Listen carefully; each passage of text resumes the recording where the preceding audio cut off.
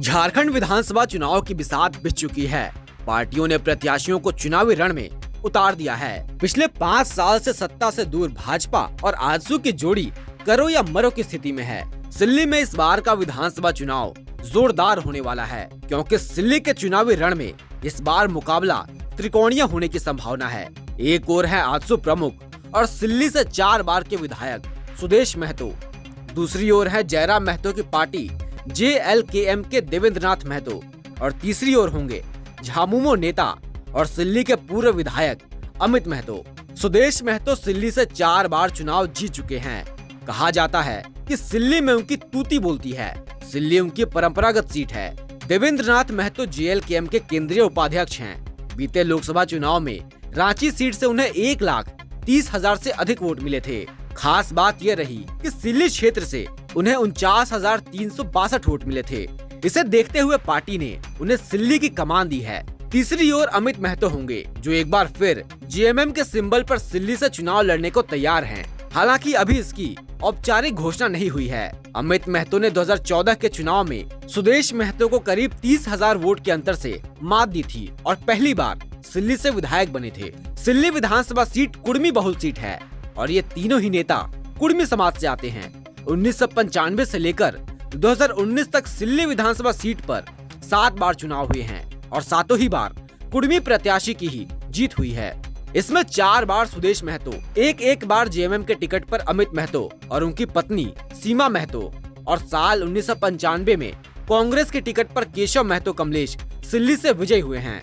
अनुमानित आंकड़ों के अनुसार सिल्ली में कुर्मी वोटरों की संख्या लगभग 30 से 35% है। वहीं आदिवासी वोटरों की संख्या 31% है, जो चुनाव में जीत और हार में निर्णायक भूमिका निभाते हैं। इसके अलावा सिल्ली में मुस्लिम मतदाताओं की संख्या भी 6 से 7% है। इस बार के चुनाव में सिल्ली के चुनावी रण में 3 कुर्मी नेताओं का आमना सामना होगा। तीनों ही नेताओं ने पिछले चुनावों में खुद को जनता के बीच साबित किया है। इससे यह अनुमान लगाया जा रहा है कि इस बार सिल्ली में कुर्मी वोटरों में बिखराव देखने को मिल सकता है। अगर ऐसा हुआ तो इसका सीधा फायदा JMM प्रत्याशी अमित महतो को मिल सकता है, क्योंकि सिल्ली में कुर्मियों के बाद सबसे बड़ी आबादी आदिवासियों की है और पिछले चुनावों में ये देखा गया है कि सिल्ली के आदिवासी वोटरों ने बढ़ चढ़कर JMM को वोट किया है। इसके अलावा मुस्लिम और क्रिश्चियन वोटर भी JMM के पाले में बढ़ चढ़कर वोट कर सकते हैं। स्थानीय लोगों का कहना है कि कुर्मी वोटों को साधने के लिए JMM इस बार सिल्ली में किसी भी आदिवासी नेता को टिकट नहीं देना चाहती है। कुछ दिन पहले JMM के जिला के उपाध्यक्ष रामानंद बेदिया ने सिल्ली से चुनाव लड़ने के लिए अपनी दावेदारी पेश की है, लेकिन पार्टी किसी कुर्मी को ही सिल्ली से चुनाव लड़ाना चाहती है। पार्टी की स्ट्रेटेजी है कि आदिवासी और अल्पसंख्यक वोटों के साथ साथ अगर कुछ कुर्मी वोट भी मिल जाए तो शायद सिल्ली में JMM की नैया पार लग जाए। वहीं कुर्मी वोटरों में बिखराव और JMM के पीछे आदिवासी और अल्पसंख्यक वोटरों का लामबंद होना सुदेश महतो के लिए खतरे की घंटी है।